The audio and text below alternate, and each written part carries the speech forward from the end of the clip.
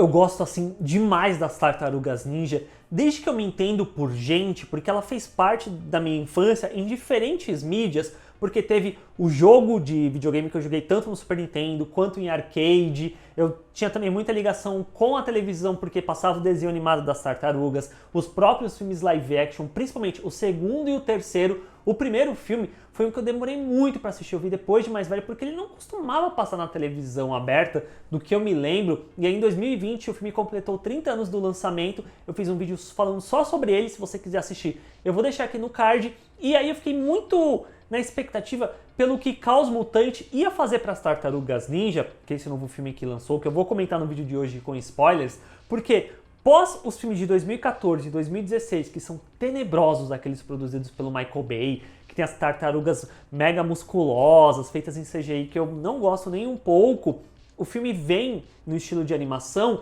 que vem como consequência em certo nível do Aranhaverso, que meio que trouxe esse chacoalhão para a indústria de filmes animados de uma forma geral, e o que ele entrega como resultado pode não ser a obra de arte que é através do Aranhaverso que saiu esse ano, e nem exatamente um filme que reinvente a roda, mas ainda assim Caos Mutante é um filme muito genuíno, que dá pra sentir que foi feito por carinho por aqueles que trabalharam no filme, que ele entrega algo com muita personalidade, que eu gostei bastante. Já adianto aqui um pouco o que eu achei do filme de uma forma geral pra vocês, mas eu vou comentar mais a fundo no vídeo, então fica até o final, e se você curtiu o vídeo, deixa o like desde já, que isso vai ajudar muito o canal, e assina aqui pra fazer parte da comunidade. A história surge como aquela jornada do herói tradicional, de uma história de origem de um super-herói, só que no caso a gente tem as 4 tartarugas, né, que é o Leonardo, Donatello, Michelangelo e o Rafael, enfrentando ali o vilão que surge, que é o Superfly, que está roubando tecnologia para construir uma arma que pode dar fim aos humanos. Mas por mais que seja uma história de origem bem classicona de uma maneira geral, de ser uma jornada do herói com os passos,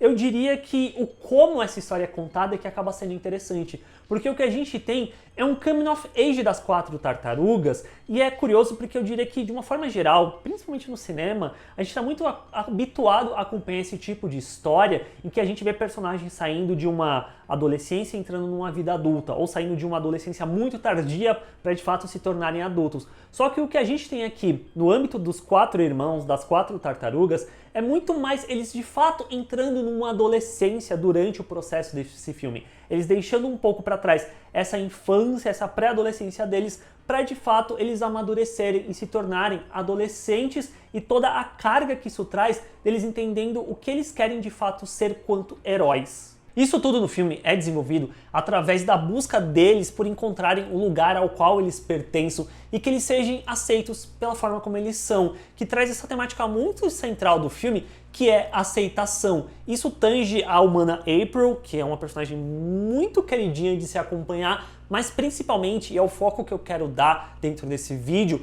a questão dos mutantes, tanto a família do Splinter, ele ali junto com as tartarugas, quanto a família do Superfly e a gangue de mutantes que ele tem ali, porque é muito interessante como ele trabalha essa busca por aceitação e o que você faz a partir disso nessas diferentes perspectivas, porque em determinados momentos do filme a gente vê o Splinter indo para a superfície junto com seus 4 filhos para tentar viver, só que aí o que eles encontram ali é a violência e o preconceito humano, ao passo que a gente acompanha essa mesma coisa acontecendo com o Superfly e a família dele, e como que eles reagem diante dessa violência, onde o Splinter decide ficar recluso e proteger os seus filhos, enquanto o Superfly vai pelo caminho da violência, de retrucar aquela violência com mais violência, criando esse quase que ciclo sem fim de violência que precisa ser quebrada em algum momento, e o filme, eu acho que ele consegue colocar isso de uma forma muito interessante. Eu acho curioso como, de certa forma, dá pra fazer um paralelo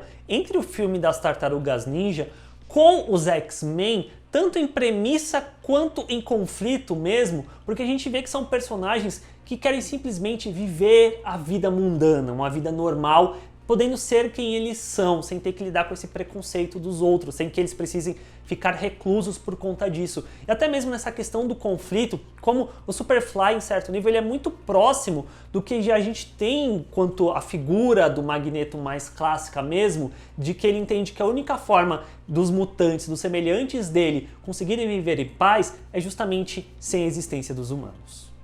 Porque se a gente volta à origem dos X-Men, eles surgiram nos Estados Unidos na década de 1960 como um reflexo dos movimentos sociais que estavam acontecendo ali, e os mutantes vinham muito como essa metáfora ao preconceito e à intolerância. E se não me falha a memória, tanto o Xavier quanto o Magneto foram meio que inspirados no Martin Luther King e no Malcolm X, que eram vozes importantes no movimento de direitos civis dos negros nos Estados Unidos. E ao longo das décadas, os X-Men foram representando minorias e grupos que sofriam de intolerância. E se aí a gente vai, se eu não me engano, até mesmo a questão mais recente dos X-Men, que eu acho que é um dos arcos mais interessantes, que é do grupo meio que se unindo como um todo, pelo menos até onde eu acompanhei desse arco do Jonathan Hickman, acho que é esse o nome dele, que você vê que tanto o Magneto quanto o Xavier estão juntos ali pela causa e tal. E aí a gente vai para as Tartarugas Ninja, é muito interessante como na primeira vez que a gente tem as tartarugas encontrando o Superfly e os outros mutantes,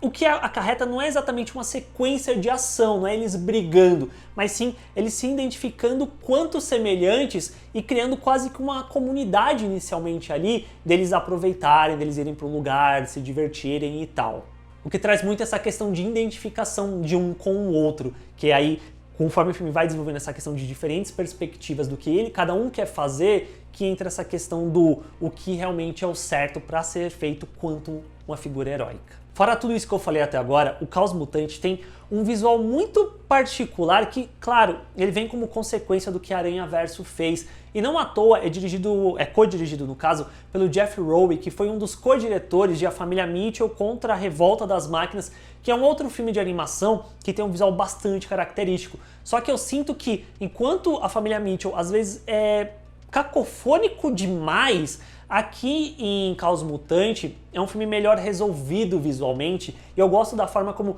eles trabalham com rascunhos, que eu até vi uns make-offs em que falaram como que a gente consegue fazer esse filme se ele fosse animado por um adolescente. Então eles vão na questão de adolescentes que fazem rabiscos no canto do caderno e tal, e eles trazem isso pra dentro do filme, que confere um ar até meio inacabado, entre aspas, que eu acho muito interessante. Principalmente no que tange a partículas, tipo, a gente vai fazer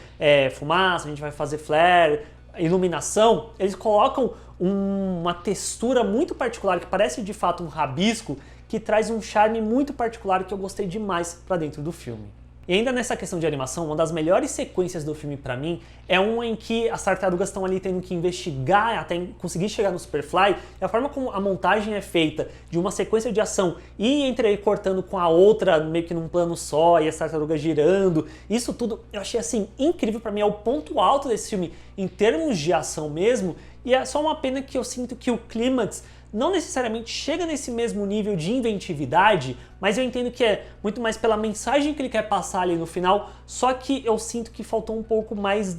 de pensamento em torno do como eles poderiam construir a sequência final que tivesse uma entrega visual tão interessante quanto essa que eu citei agora há pouco. Um outro detalhe que eu acho que o filme também falha um pouco é no sentido de que parece que a resolução ela é muito apressada e não dá um tempo melhor para as coisas se cadenciarem no final. Parece que resolveu, então vamos rapidamente encerrar o filme, o que é um pouquinho negativo.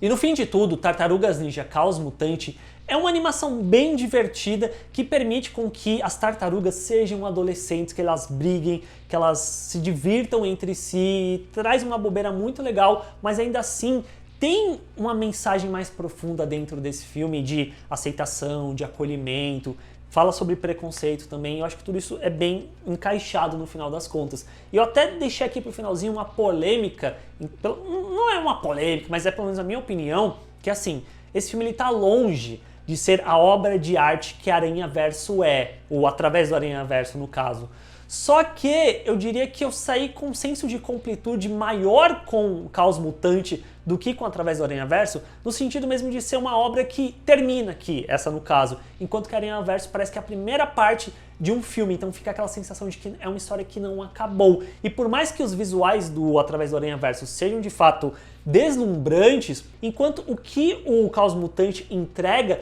ainda assim tem algo muito diferente que eu não imaginava até então e que me surpreendeu muito positivamente. Então por mais que Através do Aranhaverso seja assim, perfeito, e provavelmente, perfeito não, né? Tô exagerando aqui, ele seja um filme visualmente deslumbrante, impactante, uma obra de arte, e provavelmente ele vai ganhar o Oscar em 2024, no meu coraçãozinho, e vocês sabem o quanto eu amo o Aranhaverso, eu diria que Tartarugas Ninja Caos Mutante tá um pouquinho acima. E aí, se você concorda ou discorda de mim depois que você assistiu o filme, deixa aí nos comentários o que você achou. Assina o canal para fazer aqui parte da comunidade e a gente se vê na próxima. Tchau, gente.